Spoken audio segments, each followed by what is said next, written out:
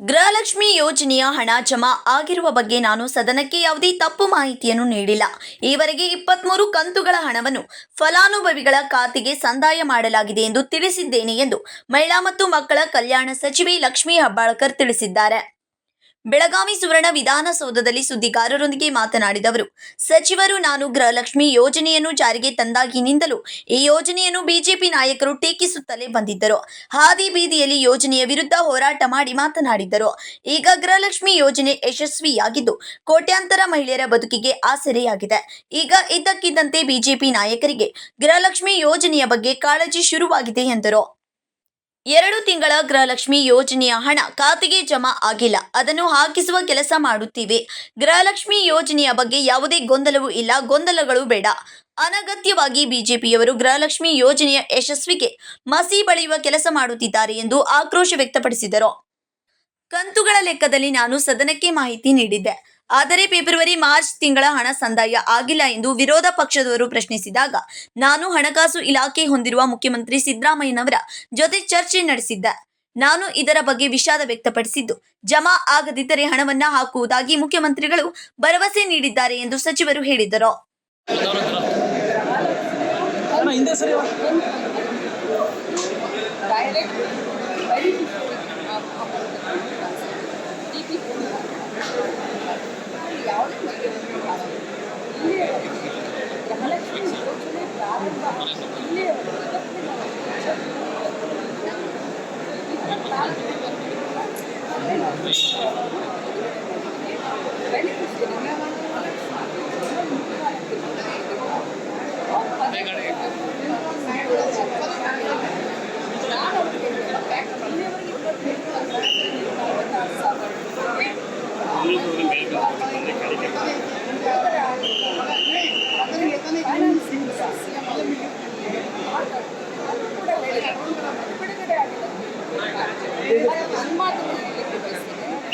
ಗೃಹಲಕ್ಷ್ಮಿ ಹಾದಿಯಲ್ಲಿ ಬೀದಿಯಲ್ಲಿ ವಿರೋಧ ಮಾಡಿದಂಥ ಬಿಜೆಪಿ ಅವ್ರಿಗೇನಾದರೂ ಪದ್ಧತಿ ಇವತ್ತು ನೋಡಿದ್ರೆ ಗೃಹಲಕ್ಷ್ಮಿಯರ ಬಗ್ಗೆ ಅಚಾನಕ್ಕಾಗಿ ಕಾಳಜಿ ಅವರಲ್ಲಿ ಕಂಡು ಬರ್ತಾ ಇದೆ.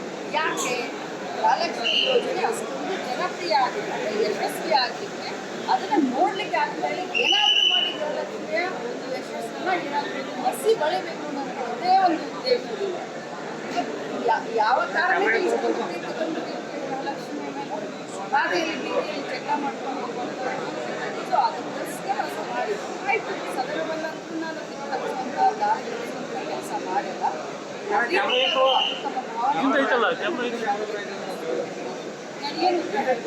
ಮೇಡಮ್ ಸದನಕ್ಕೆ ತಪ್ಪು ಉತ್ತರ ಕೊಟ್ಟಿದ್ದೀರಿ ತಾವು.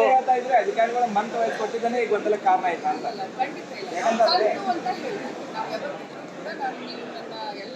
ಈಗ ಮೈಸಂಖ್ಯೆ ಬಿಡುಗಡೆ ಮಾಡಿದ್ದು ದಾಖಲೆ ಒಳಗೆ ಫೆಬ್ರವರಿ ಮಾರ್ಚ್ ಅಂತ ಇದೆ.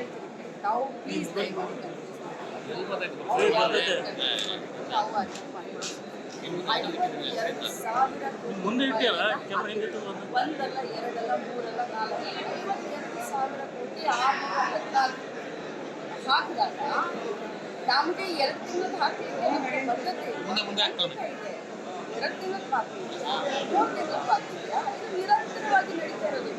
ಇನ್ನೊಂದು ತಮ್ಮ ಗಮನಕ್ಕೆ ತರಲಿಕ್ಕೆ ಬಯಸಿದ್ರೆ ಗೃಹಲಕ್ಷ್ಮಿಯ ರಿಜಿಸ್ಟ್ರೇಷನ್ ನಮಗೇನಾದರೂ ಬದ್ಧತೆ ಇಲ್ಲ ಅಂತಂದರೆ ರಿಜಿಸ್ಟ್ರೇಷನ್ ಇಲ್ಲ ಅಂತಂದರೆ ನಾವು ಕಟ್ಆಫ್ ಮಾಡ್ತೀವಿ. ಪ್ರತಿ ತಿಂಗಳು ತಮ್ಮ ಗಮನಕ್ಕೆ ತರಲಿಕ್ಕೆ ಬಯಸಿದ್ರೆ 15,000 ಪ್ರತಿ ತಿಂಗಳು ಆ್ಯಡ್ ಆಗ್ತಾ ಇದೆ.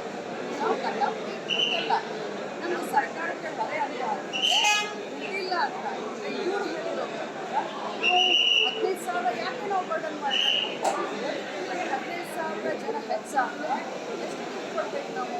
ನಮಗೆ 2,000 ರೂಪಾಯಿ ಒಬ್ಬರಿಗೆ ಅಂತಂದರೆ ಎಷ್ಟು ದುಡ್ಡು ಆಯಿತು? ನಾವು ಅರ್ಥ ಮಾಡ್ತೀವಿ. ಇದರಲ್ಲಿ ಏನು ಮುಚ್ಚು ಮರೆ ಸದನದಾಗ ಯಾವಾಗ ಉತ್ತರ ಆರೋಗ್ಯ ಅವರು ಗೃಹಲಕ್ಷ್ಮಿಯನ್ನು ವಿರೋಧ ಮಾಡಿದಂಥವ್ರು ಅವ್ರಿಗೆ ಬದ್ಧತೆ ಇಲ್ಲ. ಹೇಳೋದೂ ಅಲ್ಲ, ಹೇಳಿದಾಗ ನಾವು ನಮಗೆ ಬದ್ಧತೆ ಇದೆ, ನಾವು ಕಮಿಟ್ಮೆಂಟ್ ಇದೆ. ನಾವೇನು ಎಲೆಕ್ಷನ್ಗಿಂತ ಮುಂಚೆ ಹೇಳಿದ್ರು ಮಾಡಿದ್ದೀವಿ. ಫೆಬ್ರವರಿ ಮಾರ್ಚ್ ಹಾಕಿಲ್ಲ ಮುಖ್ಯಮಂತ್ರಿಗಳ ಹತ್ರ ಮಾತಾಡಿ ಆದಷ್ಟು. Krishna Kamble, KMM Kannada news, Belagavi.